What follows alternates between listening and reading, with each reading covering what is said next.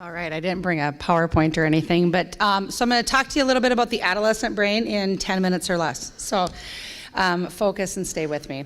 So for all the parents in the room, I always like to ask, did any of you ever do anything as a kid that you would not do today? Okay, most of us would raise our hands, right? And so to talk about the brain differences between adults and kids and how drugs can affect that development is what my goal is for here today. So the brain develops from the back to the front.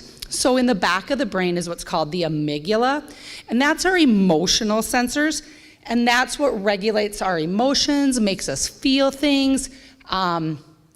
If we're really sad, if we have something bad happen to us. How many of you live with teenagers or are teenagers? Are they a little bit more dramatic than you? Okay.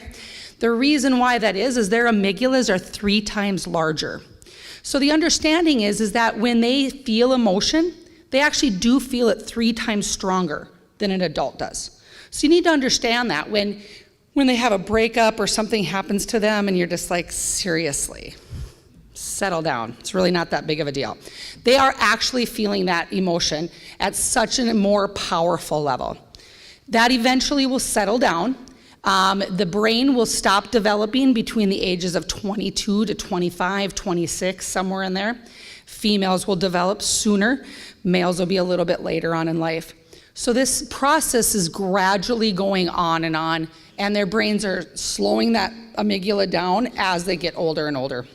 So you'll see those changes from middle school. Anybody who works in a middle school knows that there's a lot of emotions floating around the middle school.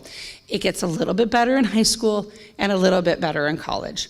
The next part of the brain that's developed is the hippocampus, and that's our memory bank. That's a, have I ever felt like this any before? How did I respond to this before? At juvenile court, about 80% of the kids that come to juvenile court, we affectionately call our one and dones. It wasn't a pleasant experience for them. They did something wrong, they had to come to the court, they didn't like the consequences, they didn't like what that felt like, it wasn't a positive outcome. So they remember that. So when they have that emotion and that feeling and their brain is racing, they go into their hippocampus and they're like, whoa, that wasn't a really good idea for me. The part of the brain that develops last is the prefrontal cortex or the frontal lobe. More and more kids are being educated about their own brains, and they'll actually come into juvenile court, and when I say, why did you do that? They'll be like, well, you know, I don't have a frontal lobe. Well, in reality, they have a frontal lobe, and they have an actually pretty decently functioning frontal lobe. But what happens is it takes a little bit longer for that information to get to the frontal lobe. So the brain, while it's developing, is trying to develop gray matter. Your brain will, the speed from the amygdala to the hippocampus to the frontal lobe can take anywhere from a ½ mile an hour processing to 250 miles an hour. We all want a 250 mile an hour brain. We all want that brain where when we're faced with a challenge, we just know what to do and we know how to make that decision. That doesn't happen as likely in adolescence. Their brains process a little bit slower. So when I say to kids, how many of you, when you did what you did, a ½ hour later realized you shouldn't have done that? Most of them know. On paper, they will tell you the right decisions. They know what the right choices are. It just takes their brains longer to get there to process that information. So as your brain is trying to develop its gray matter, it's trying to get faster and faster and faster. Brains are 60% fat.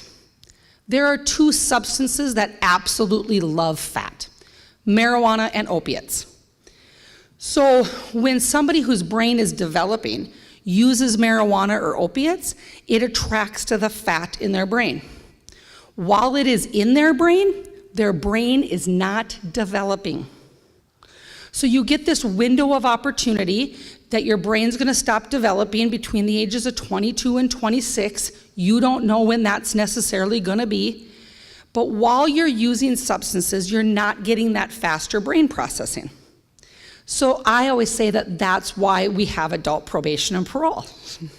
because people's brains are stuck in a 15-year-old brain because of the substance usage that they used when they were younger. So when you're talking to your kids, do they like being super emotional? No. Do they like having a harder time making decisions and having to slow their brain down? No.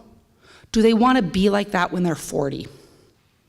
And if they want to be like that when they're 40, then they just need to, if they keep doing the drugs and all that stuff, that's the brain that they're going to live with.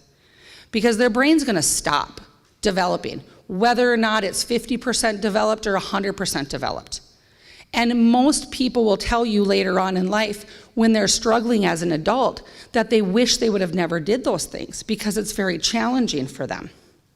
Very few addicts start using after their brains were fully developed.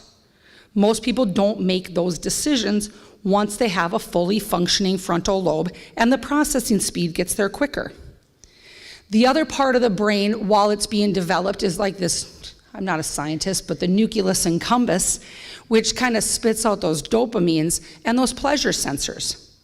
When you're younger, you actually have more pleasure sensors released when you use substances than you do when you're an adult. So you like them. You like them more. And you train your body to like them more. And that is why, as adults, if you don't start using until you're an adult, you don't like it as much. And you're less likely to become addicted. The other part that is very important for parents in the room is that the brain of an adolescent is, if we want to use the analogy of an automobile.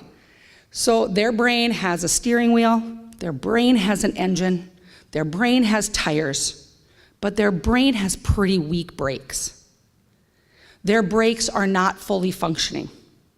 Parents, adults, you have to be the brakes. You have to put in guidance and structure. You have to make them talk to you when they get home. You have to drug test them. Because I always just say, I want my kid, when he's at a party, faced with those, tough decisions, I want the words to come out of my kid's mouth, but my mom's crazy, she drug tests me. Okay? So you need to give them an out. You need to give them that immediate thinking, because when you talk about that, and if they know they're gonna do it, their emotions are gonna hit that hippocampus, and they're gonna remember that. They're gonna remember, mom told me to be home at 11, and my mom is gonna be waiting for me. My dad told me that if I'm not home when I'm supposed to be home, that I don't get to do X, Y, and Z. That hits first in their hippocampus. And so they'll remember that, and they'll think about that while their brain is getting closer to the frontal lobe, where they can process the information a little bit better. So brakes are very important. You've got to put them in place, and you need to make sure that your kids are safe, and that we all want them to be really smart 250-mile-per-hour brains when they get older. So make sure that you're checking up on them and you got all the information to know all that now. All right, so I'll be on the panel later for any questions.